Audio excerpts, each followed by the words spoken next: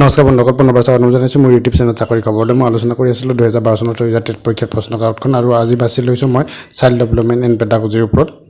আৰু আজি মই প্ৰথম প্ৰশ্নটো ল'বলৈ আগবাঢ়িছোঁ। আজিৰ প্ৰথম প্ৰশ্নটো হৈছে, বাল্যকালত শিশুৱে বিষয় জ্ঞান লাভ কৰে সমাজৰ পৰা, মাক দেউতাকৰ পৰা, সমনীয়া দলৰ পৰা, আৰু ওপৰৰ আটাইকেইটা।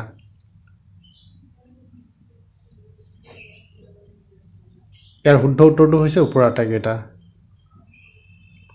তাৰপিছত 2 নম্বৰ প্ৰশ্নটো লৈছোঁ, পাৰ্চনেলিটি শব্দটো উদ্ভৱ হৈছে জাৰ্মান শব্দৰ পৰা, ইংৰাজী শব্দৰ পৰা, লেটিন শব্দৰ পৰা, গ্ৰীক শব্দৰ পৰা, আৰু ইয়াৰ শুদ্ধ উত্তৰটো হৈছে পাৰ্চনেলিটি শব্দটো উদ্ভৱ হৈছে লেটিন শব্দৰ পৰা।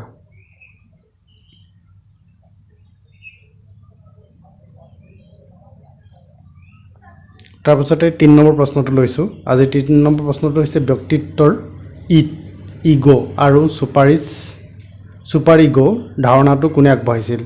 আইজেংকে, আলপৰ্টে, ফ্ৰয়েডে, ইয়ঙে।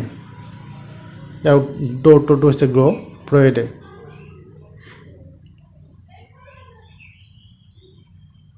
কোন চনত বিনে চাইমনে বুদ্ধিৰ প্ৰথম অভিক্ষা আগবঢ়াইছিল? 1905 চনত, 1908 চনত, 1911 চনত, আৰু 1937 চনত।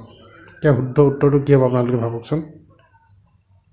আৰু ইয়াৰ শুদ্ধ উত্তৰটো হৈছে 1905 চনত বিনে চাইমনে বুদ্ধিৰ প্ৰথম অভিক্ষা আগবঢ়াইছিল।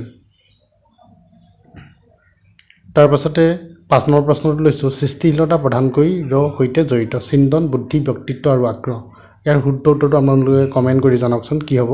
সৃষ্টিশীলতা প্ৰধানকৈ সৈতে জড়িত চিন্তন, বুদ্ধি, ব্যক্তিত্ব আৰু আগ্ৰহ। শেষত কৈ দিছোঁ মই, ইয়াৰ উত্তৰটো হৈছে চিন্তন। সৃষ্টিশীলতা চিন্তনৰ সৈতে জড়িত।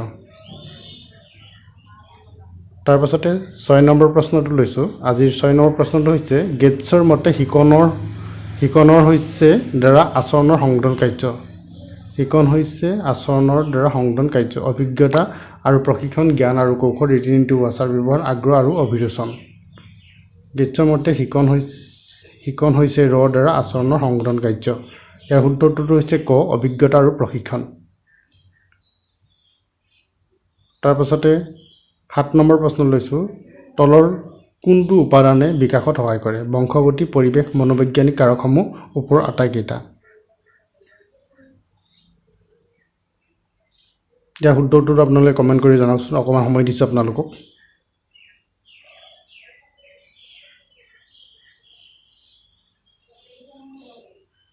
মই কৈ দিছোঁ শেষত, ইয়াৰ ওপৰৰ আটাইকেইটা হয় বংশগতি, পৰিৱেশ, মনোবৈজ্ঞানিক কাৰকসমূহ।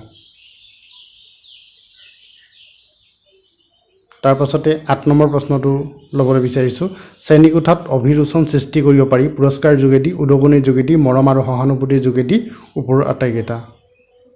আৰু ইয়াৰ শুদ্ধ উত্তৰটো হয়তো আপোনালোকে সকলোৱে গম পায়। শ্ৰেণীকোঠাত অভিৰোচন সৃষ্টি কৰিব পাৰি পুৰস্কাৰ যোগেদি, উদগনিৰ যোগেদি, মৰম আৰু সহানুভূতিৰ যোগেদি। গতিকে ইয়াৰ শুদ্ধ উত্তৰটো হৈছে ঘ। তাৰপাছতে 8 নম্বৰ প্ৰশ্নটো লৈছোঁ। 8 নম্বৰ প্ৰশ্নটো কৈ গ'লোঁ। এতিয়া 9 নম্বৰ প্ৰশ্নটো আগবাঢ়িছোঁ। ফলাফলৰ নীতিটো আগবঢ়াইছিল ফ্ৰয়েডে, থাৰ্ষ্টনে, থৰ্ণ্ডাইকে আৰু হালে। আৰু ইয়াৰ শুদ্ধ উত্তৰটো হৈছে গ, থৰ্ণ্ডাইকে। আৰু এতিয়া মই আজিৰ অন্তিমটো প্ৰশ্ন ল'বলৈ বিচাৰিছোঁ। আজিৰ অন্তিমটো প্ৰশ্ন হৈছে 10 নম্বৰ প্ৰশ্নটো হৈছে, অন্তৰ্দৰ্শন তলৰ কোনটোৰ ওপৰত নিৰ্ভৰশীল? প্ৰচেষ্টা আৰু ভুল, জ্ঞান আৰু বুদ্ধি, আগ্ৰহ।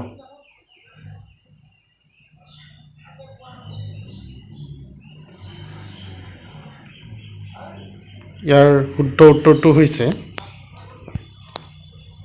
আপোনালোকে এবাৰ চেষ্টা কৰকচোন ইয়াৰ শুদ্ধ উত্তৰ কি হ'ব পাৰে, আৰু কমেণ্ট কৰি জনাওক। আপোনালোকক অকণমান সময় দিছোঁ।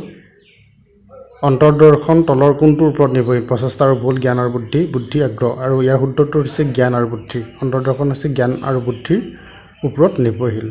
গতিকে বন্ধুসকল, আজিলৈ ইমানকেইটা প্ৰশ্নকে আলোচনা কৰিলোঁ। পৰৱৰ্তী ভিডিঅ'ত মই অন্য এটা বিষয় লৈ আপোনালোকৰ মাজলৈ আহিম। গতিকে আপোনালোকে মোৰ চেনেলটো যদি পোনপ্ৰথমবাৰৰ কাৰণে চাইছে, অনুগ্ৰহ কৰি মোৰ চেনেলটো ছাবস্ক্ৰাইব কৰি ল'ব। লগতে কাষতে থকা বেল আইকনটো দবাবলৈ নাপাহৰিব, যিহেতু মই পৰৱৰ্তী সময়ত বহুকেইটা ভিডিঅ' আপলোড কৰিম। আপোনালোকে বেল আইকনটো পোৱাৰ পাছত ন'টিফিকেশ্যন পাব আৰু পোনে পোনে চাব পাৰিব। ধন্যবাদ।